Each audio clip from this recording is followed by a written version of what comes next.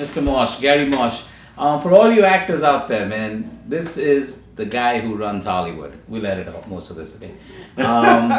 That's Gary. I've known Gary for a while.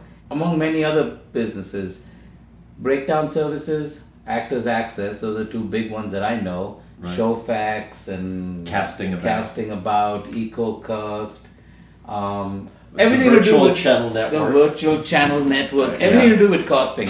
But for most of our audience that are actors, we want to talk a little bit about how you got started. How did this? I know a lot about the headshots and the costing and all. How long ago? How have you seen the business change? How have you seen headshots change? And the delivery of headshots to casting directors and how agents and managers are handling that. So let's go back long ways. 40 years?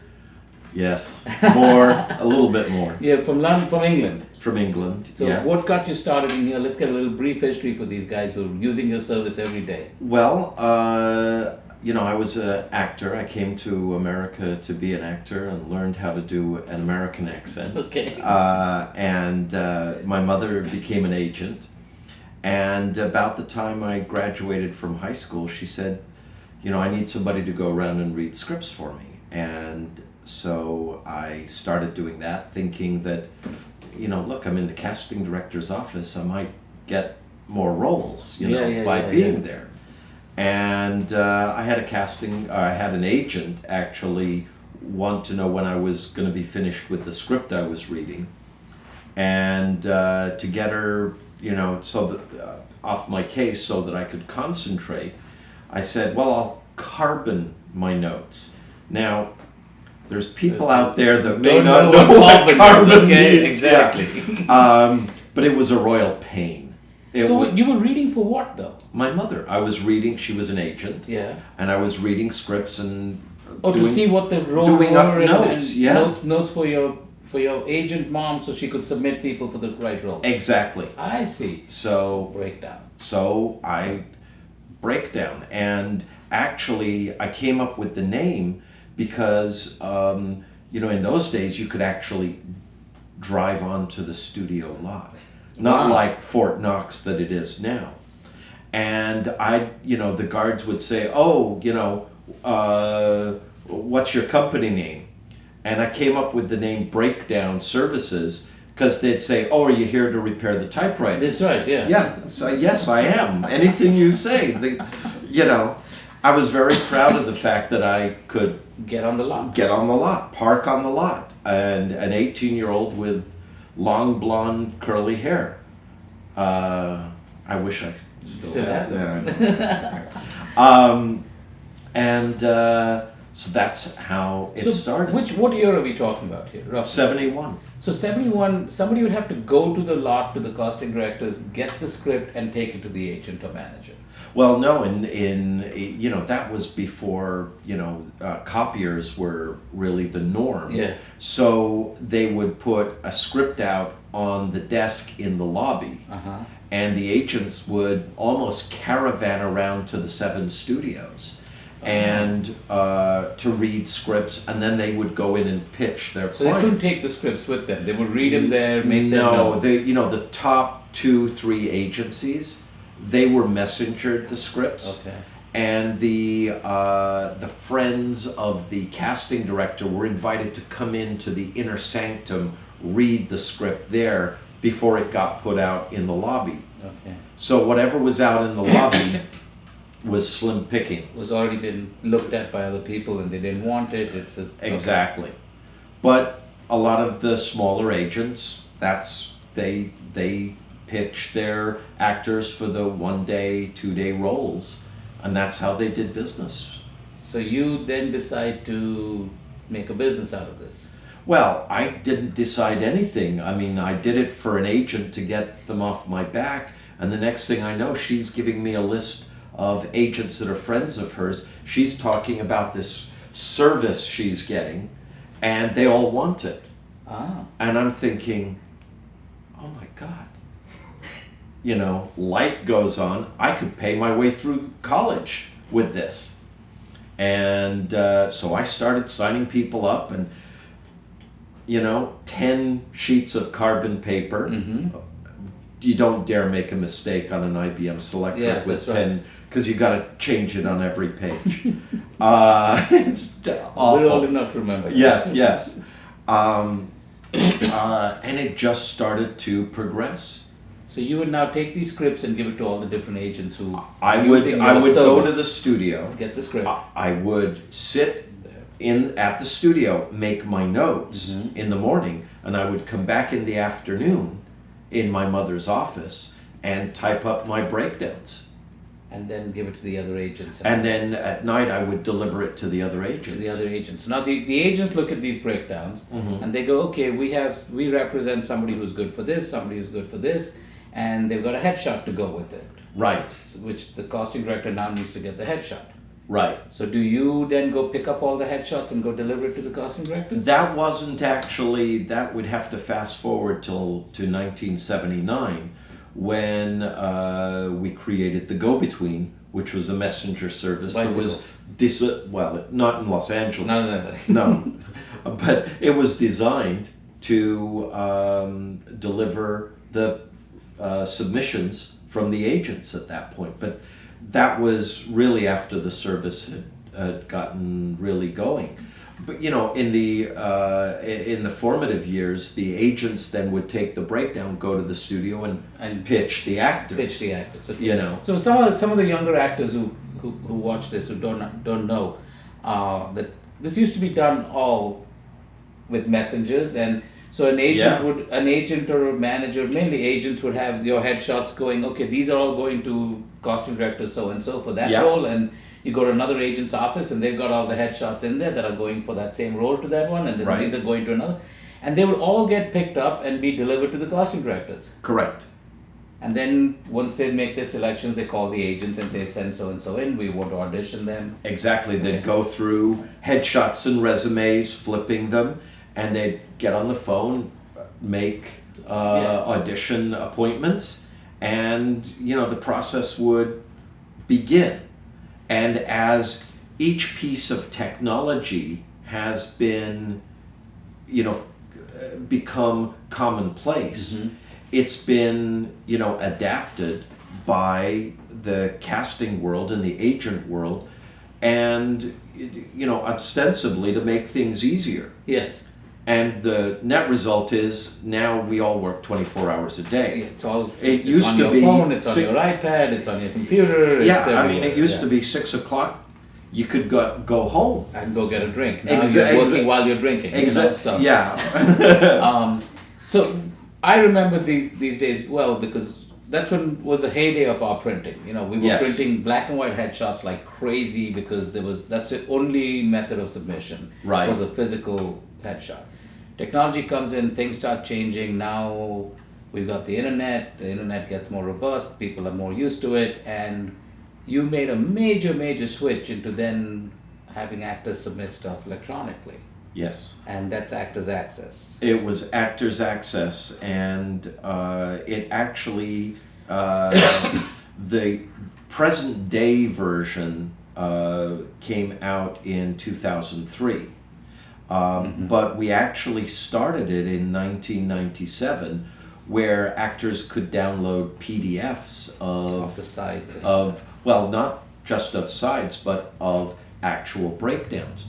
But the casting directors were very apprehensive about allowing actors to have access to that material. And so the great majority of it was no budget projects. And, it really took the idea of and the concept of being able to look at submissions electronically that actually opened up the casting directors to seeing submissions directly from actors. So I deal with a lot of actors at our journal over here where we print, we do more retouching and printing, less printing now because things have changed so much. And the one question I keep getting from actors is majority of the submissions, the good submissions, the breakdowns, only managers and agents can see and submit. Yes. Right? And the reason for that is that what casting directors want? They want kind of vetted submissions as opposed to just any actor being able to submit? Well, first of all, you're right. Casting directors make the decision as to where a breakdown gets distributed, whether it's in, I want it to go to Los Angeles agents, New York agents, whether I want it to go to Actors Access, whether I want one role to go out on Actors Access. Believe me, we push casting directors as best we can to release more on Actors Access. But the limiter for a casting director is on episodic television. They turn out a breakdown to agents and managers, and per role they have 1,500 to 2,000 submissions. Yeah, you've shown me this. Yes. And it's mind numbing. And the casting directors basically say, I've got enough submissions. I can't do my all job. Coming from agents and managers. I mean, agents. It's Yes. not in the open public. And the reality is that they really just, even from all those submissions, for an episodic television show, they only have time to bring in 8 to 10, maybe if lucky, 15 actors per role. So out of 2,000 submissions, they're bringing in 10 It's amazing. actors. How do they narrow it down from 1,500 submissions? Now, what are they looking at? They're looking at thumbnails. How many on the page? How many on the screen is the costume director looking at? They're looking at 100 on a page. 100 thumbnails on a page. Right. So for all you actors out there who think it's not important to have your thumbnail look good or pop out of that page, it's a sea of 100 thumbnails that they're scrolling through to try and pick who they're going to call in. Absolutely. It's vital that the picture, it focuses on your eyes, because that's what the camera is going to do in television, in a feature film. And a lot of actors have this thing where they pull way back and you can't really see, especially on the thumbnail. Yeah, it's 2 by 2.5 inches. Yeah. And I don't know how many times that an actor will submit a picture where their forehead is cut off. Yeah. It's a style and it doesn't work. Or the background and their hair color match, so their hair disappears into the background. The features you have and the tweaks you make and updates you make, you get feedback from casting directors and from agents. Oh yeah. What they're looking for and what they want. Oh, they're very opinionated. Very much so. Oh yeah. And okay, so we've seen the headshot now go from paper to electronic, the submissions, and this brings us to this pretty cool new product you got that we talked about a few months ago. A few months ago, we were having lunch and I showed you a sample saying the headshot's got to now have sound to it. Yes. It's got to have video to it. It's a video. It's your idea. It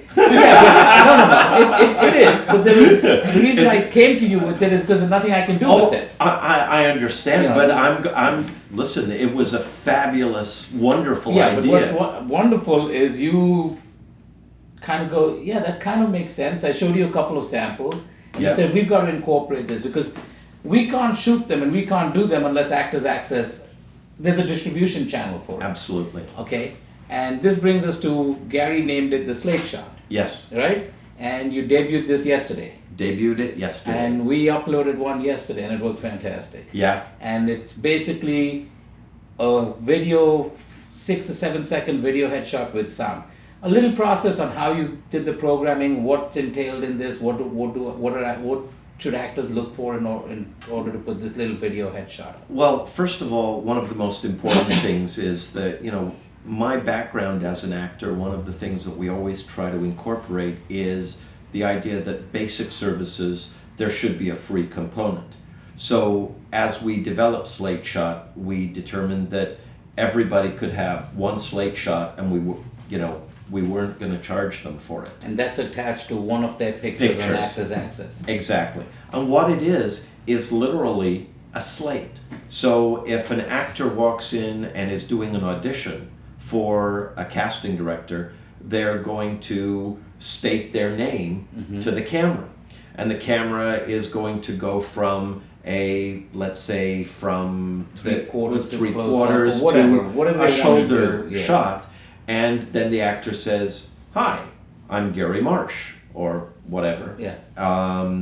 And this is a way for the casting director with Slate Shot to actually see within 7 seconds an actual video of what the actor looks like and what they sound like before they even look at the still video clips. Of their reel or their Right. clips. Or, So right where their picture is, there's a clickable button, and right that picture turns into a video. a video. We call it a headshot with personality. With personality. I was talking to people about it, and very quietly, because we discussed it not to talk about this till you release it. Exactly. And you got people freaking out about it. It'll never replace the headshot, and that's crazy. And the way I look at it is, it's one more tool. It's not going to replace anything. No. It's you're still going to have your different characters and your different headshots. It's one more tool. What I like about it is it's short. Now there's an accent with the picture, Right. with the actor, and it's unretouched. That's right. The video clip is unretouched. It's new, it's fresh, and that's what you sound like and look like today. So I think you've done a great job of putting this thing, and you must have one hell of a programming team at work, because it's you got this done pretty quickly. Well, yeah, I would have liked to have. I'm done it sure you quicker. would have, exactly. But no, I mean it's all, our programmers are all in house, and they're great guys, and they really come up with some innovative ideas. They're invested in the process, in the site, and they have a sense of pride about what they do, and it shows. Yeah. And I'm really fortunate to have these people working at Breakdown. I hope this really works. You see this actors needing this, right? Wanting. I do, and as you say, it's not. We're not trying to replace a photo. That's right. We're trying to give an actor another way to stand out from 2,000 other actors that were submitted. And if we give them a way to have another edge, maybe they'll get in the door. Maybe they'll be one of those 20. Yeah. Now, on your actors, the profiles they have their reels and all that attached to that. And do the real actors with reels, their submissions come up higher on the page? Yes. Will anything happen with the Slate Shot like that? Or right now it's just, there's no kind of hierarchy. If you have a Slate Shot, you come up higher, or no? There's no hierarchy yet. Not yet. We're, literally it just came out yesterday. So right now we want to get feedback from actors, Mm-hmm. from casting, and then continue to evolve it so that it really turns into an exemplary tool for both casting and actors. Now, while you were getting all this programming done and incorporating this, I'm sure you talked to casting directors and you showed them a little sample of this, or get their opinion on it. And what are they saying? They love it, because they're in such a time crunch. Mm-hmm. And if they can click a button and see the actor talk immediately, and they only have to invest 7 seconds, they said, that's even, that I can then go to the reel If I want to. But if I don't have time, I can click that, and you know what? Actors are going to get in the door, because I can all of a sudden see a little bit of their personality in such a short period of time. Makes such a difference. And so, it's interesting. When we started in 2005, it was with video. With the reels and all. With the reels. Yeah. Nobody was used to watching video on a computer. Yeah. And it took time. And I really think that, given the fact that the casting directors now are really searching for video, any way to animate that picture, I really think that timing is key right now. I think it is. And this next generation is so used to videos with YouTube and Facebook having videos on there. I mean, they're so used to seeing little video clips. Exactly. And doing them. They don't, I mean, my kids don't understand why we can't shoot everything with an iPhone or an iPad. Why it's going online. Why do we need to do it with something? Exactly. else, I mean, I almost think that, in the, watching, I'm a big fan of Harry Potter, the Sure. whole features, where the pictures actually came alive. Came alive, yeah. I mean, it almost speaks to that, Yeah. So now one more thing, because you've seen this business evolve and change, and you've changed with it, which is absolutely fantastic. Costings, they've started to change. We're now doing a lot of them on, we still call it on tape or Right. whatever, where they electronically submit it. And you have a service that does that to equal cost. Yes, EcoCast. Where do you see this going? Where do you, with the whole costing process and actors submitting, do you see agents and managers, like real estate agents, being dropped off a little bit where people are submitting themselves, shooting their own auditions? No, No? I really don't. And the process really works because there needs to be some kind of filter in the process, and agents are an excellent objective part of the business, where the casting director is relying on them to know the tone of the show and to match the submission for them, so that even though they're going through 2,000 submissions, the agents really know how what the casting director likes, what the tone of the show is, and it's not just about the words describing a role. In many cases, it really is a starting point, and there is creativity that is involved between the agent and the casting director, and they come up with different ideas and different ways of going, and their job is to really sell those clients. Yeah. And if you just have actors looking at an age range and an ethnicity, then that's what you're going to get. Whereas if you have an agent looking at it, an agent knows how far to bend the rules, so to speak. Who to submit for. Exactly. Do you, on Breakdown, do you get smaller projects, independent movies, or is it all big movies and network projects? No, it's literally everything from Avatar to student films. Really? Oh yeah. We turn out a lot of non-union. There's a huge trend in independent films and people making their own projects and putting those up. So you do get submission breakdowns for those that actors can submit to. Absolutely. And is there any feature on Actors Access where actors can submit for certain roles themselves if they don't have representation, if they don't have an agent or manager? Well, certainly those are the projects that are most likely to go on Actors Access, because they may not have the money. Got it. For where the agent isn't going to be interested, but the actor is looking at the role and being able to show another side of their talent, and this is an opportunity for them to do that. Wonderful. I wish you the best with Slate Shot, man. Thank you. I think it's a great idea because I think so. You've done a great job incorporating it in there. It's very seamless. It's very nice. It's on that first page with their thumbnail. It doesn't. You didn't start another company for Slate Shot. No. You put it straight in there. Anything else in closing? Anything you see happening for actors? Any advice for actors? Just that, going back to EcoCast, the whole idea of virtual auditions is really taking off, especially, we deal with the traffic in LA, New York, or distances, and actors more and more are getting used to doing their own auditions that they then send in electronically. And it's great because they always say that an actor's best audition is the one in the car on the way home. Yeah.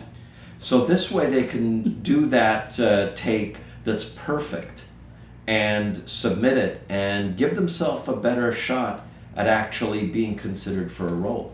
You had mentioned, for actors who don't think the virtual auditions, when we were having lunch, there were a couple big projects that were cast virtually first. I mean, the initial submissions were, Yeah.